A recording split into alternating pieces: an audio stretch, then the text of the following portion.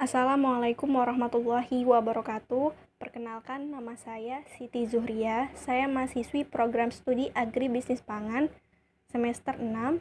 Pada kesempatan kali ini, saya akan mempresentasikan proposal penelitian saya yang berjudul Analisis Rantai Pasok Supply Chain Komoditas Kopi Robusta di Kabupaten Waikanan, Lampung. Latar belakang dan masalah pada proposal ini.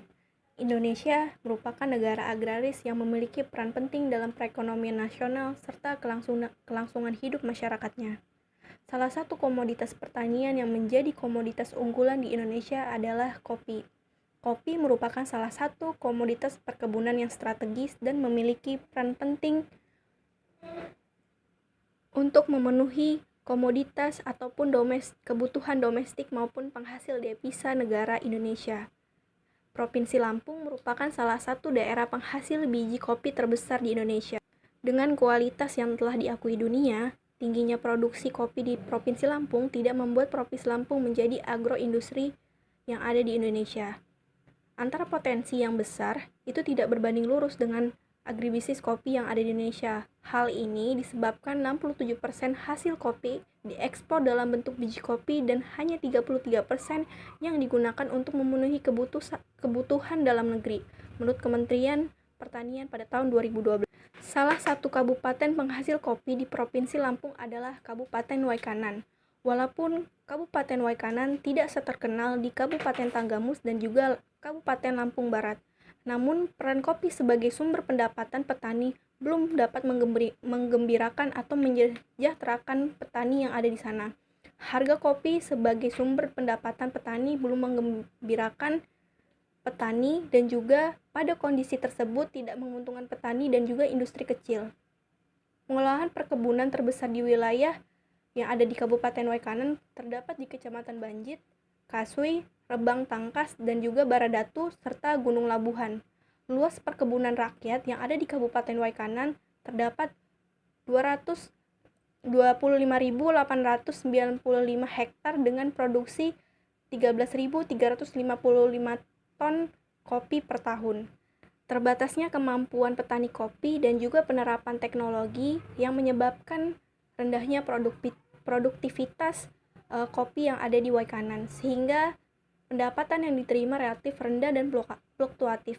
Melihat permasalahan tersebut, maka saya berinisiatif untuk menganalisis rantai pasok ataupun supply chain komoditas kopi yang ada di Kabupaten Waikanan agar kedepannya menjadi komoditas unggulan yang menguntungkan serta dapat menyejahterakan petani yang ada di kabupaten tersebut.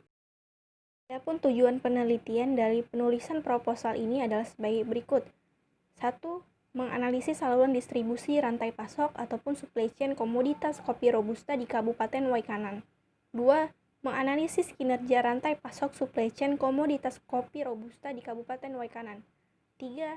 Menganalisis strategi pemasaran kopi robusta di Kabupaten Waikanan.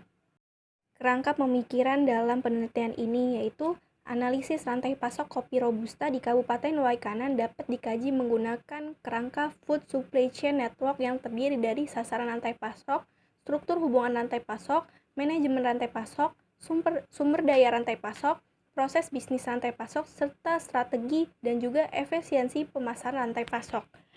Kinerja rantai pasok merupakan ukuran keberhasilan rantai pasok, maka untuk melihat dari tingkat kinerja yang dimilikinya, kinerja rantai pasok dapat dihitung melalui perhitungan efisiensi pemasaran, karena dalam industri pangan, efisiensi merupakan ukuran yang sering digunakan dari kinerja pasar.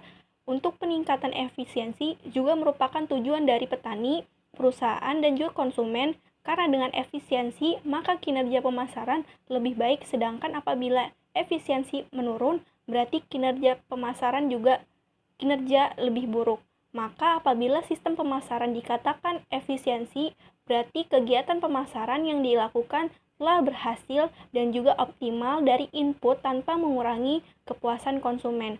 Untuk dapat melihat sejauh mana aktivitas usaha dan masing-masing anggota rantai pasok berkontribusi terhadap pendapatan dan juga pekerjaan yang dilakukan, maka kita perlu melakukan pengukuran yang di dalamnya terdapat nilai tambah, sehingga dapat dilihat dari nilai tambah yang dibuat pada tahap produksi tertentu oleh faktor-faktor produksi termasuk nilai tangible yang ditambah melalui transformasi bahan mentah, tenaga kerja, dan juga modal, serta nilai intangible yang ditambah melalui modal intelektual menggunakan aset pengetahuan dan juga hubungan pertukaran dan kerjasama yang dibangun.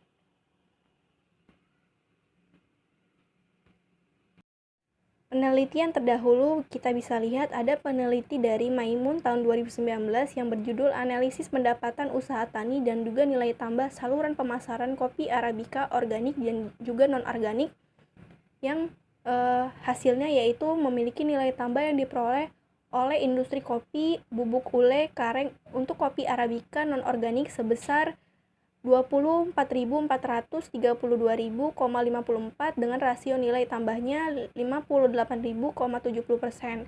Kemudian penelitian yang kedua yaitu peneliti Puspita tahun 2013 yang berjudul Analisis Nilai Tambah dan Pengembangan Produk Olahan Kopi di Desa Sidumulyo, Kecamatan Silo, Kabupaten Jember dikatakan bahwa besar nilai tambah pada berbagai tahapan pengolahan kopi memiliki nilai yang berbeda.